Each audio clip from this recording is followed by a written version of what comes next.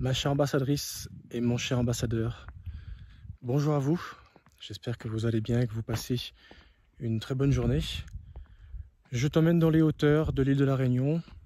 Je vais t'emmener au Maïdo. Donc là, je suis sur l'Ascension, donc c'est un endroit assez élevé qui nous permettra d'avoir une belle vue sur le cirque de Mafat. Et j'en profite de m'arrêter ici parce que c'est un endroit qui est très joli. C'est la forêt de Cryptomeria. Juste avant l'arrivée donc au niveau du plateau du Maïdo. Et la vidéo que je vais aborder aujourd'hui va répondre à une question d'une internaute qui m'a posé une question intéressante. Elle m'a dit comme ça, pourquoi le pervers narcissique homme, c'est-à-dire le caméléon, prend le risque de perdre sa femme avec qui il est marié, dont il a besoin pour exister socialement, je précise, pour des aventures sans lendemain. Je vais essayer de répondre à cette question en quelques minutes. Mais avant de répondre à cette question, je voudrais te rappeler une chose.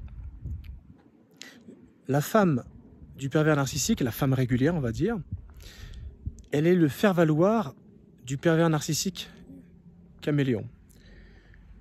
Elle participe énormément à son image sociale.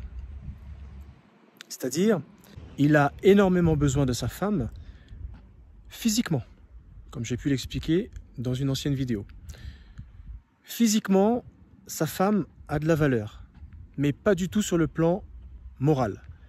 Il n'est pas là pour tisser une relation humaine avec elle. C'est juste un rôle qu'elle doit assumer. N'oublie pas qu'il vit en clivage, c'est-à-dire qu'il va défendre sa réputation, sa notoriété à l'extérieur du foyer, mais lorsqu'il se retrouve en huis clos à l'intérieur du foyer, il est un bourreau. Donc, à l'intérieur du foyer, il sera désagrégé, il ne sera pas impliqué avec la vie de famille, la vie de couple. Mais par contre, à l'extérieur, il fera sa petite vie en solo. Il aura besoin d'être et de devenir tout ce qui lui semblera bon pour son image. Voilà pour quelle raison, en réalité, les maîtresses qu'il peut avoir à l'extérieur font partie en fait de son besoin d'existence. Et bien sûr, ces maîtresses à l'extérieur répondent à son besoin pulsionnel, sexuel, du coup, qui est bien décrit par le ça dont Sigmund Freud parle en psychanalyse.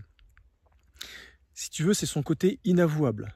Il a besoin de conquête parce que, bien sûr, ça lui rappelle à quel point c'est un certain Don Juan, qu'il a un pouvoir de séduction, et son pouvoir de séduction, ça lui donne énormément de la valeur. Alors, un petit nota. Si jamais le pervers narcissique vit son ça, c'est-à-dire ses pulsions, toute cette instance pulsionnelle inconsciente, dans le foyer, ça ferait de lui en fait un dictateur, un gourou, qui n'hésite pas en réalité à abuser ses enfants. Ça ferait souvent de lui en fait un pervers sexuel, un pédophile, un père incestueux qui, à la longue, a fait perdre tout désir, tout souhait de bonheur, tout renoncement, on va dire, de bonheur que sa femme pourrait vouloir un jour obtenir dans sa vie. C'est pour cela qu'en réalité, bien, il existe deux types d'hommes pervers narcissiques. Celui qui sera véritablement un monstre à l'intérieur de son foyer, en abusant sexuellement ses enfants et en faisant de sa femme véritablement son esclave, qui a renoncé à son bonheur, qui a complètement mis de côté son principe d'aller vers l'autre, c'est-à-dire s'occuper de son mari avec beaucoup d'amour et d'entrain, et de protéger sa progéniture.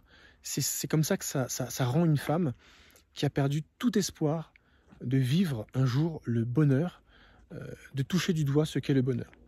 Bien sûr, par ce qu'on appelle la technique de l'isolement que le mari aura opéré sur toute sa famille, un isolement bien physique.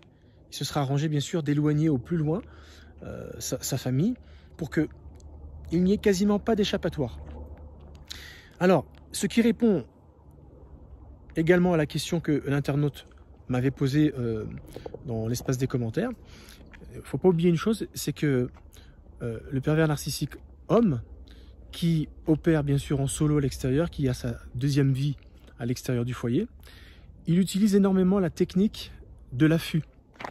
Et rappelle-toi, la technique de l'affût, c'est celui qui est utilisé bien sûr par les animaux, essentiellement beaucoup les félins. Et cela révèle en fait, lorsqu'il se met dans cette technique, un manque éperdu d'amour. Il a besoin d'être aimé. Et pour être aimé, il a compris que c'était lui qui devait se mettre en action. Il a besoin de conquête, comme un chien, si tu veux, alors désolé pour l'exemple, mais comme un chien dans une meute.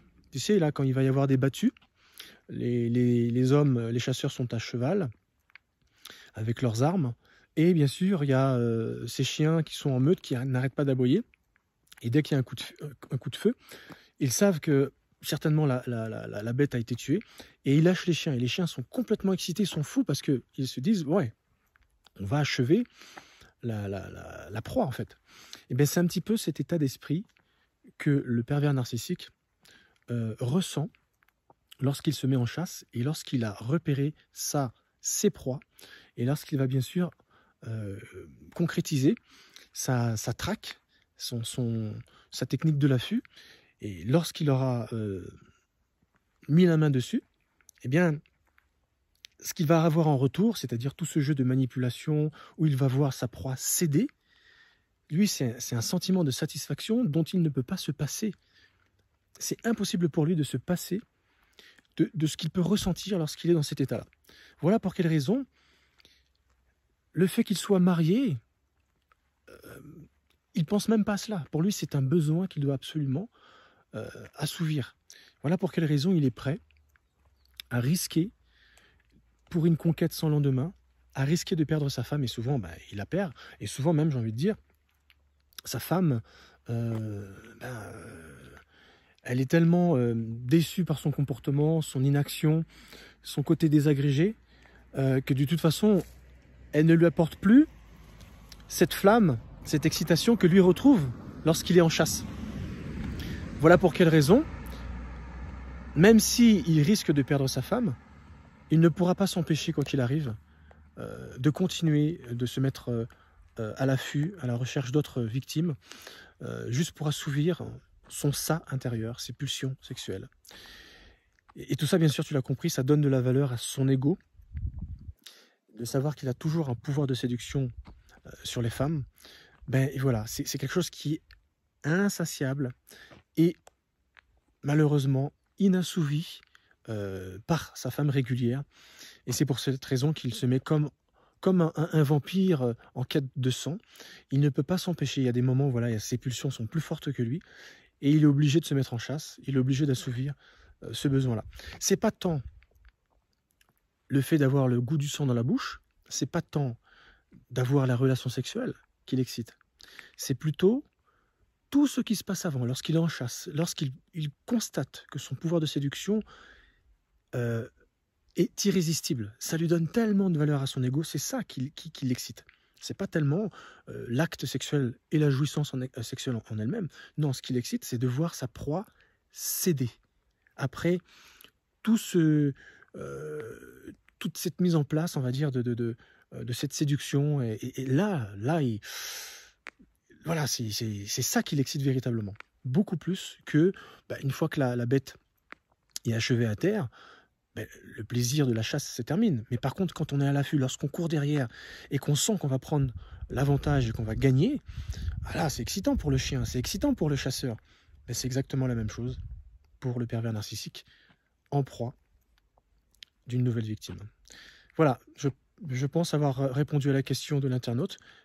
Si jamais c'est clair, merci de me le dire. Si ce n'est pas tout à fait encore clair, je n'hésiterai pas à redonner d'autres explications autour de cela. Je vous souhaite une très très bonne journée et je vous dis à la prochaine vidéo. Ciao.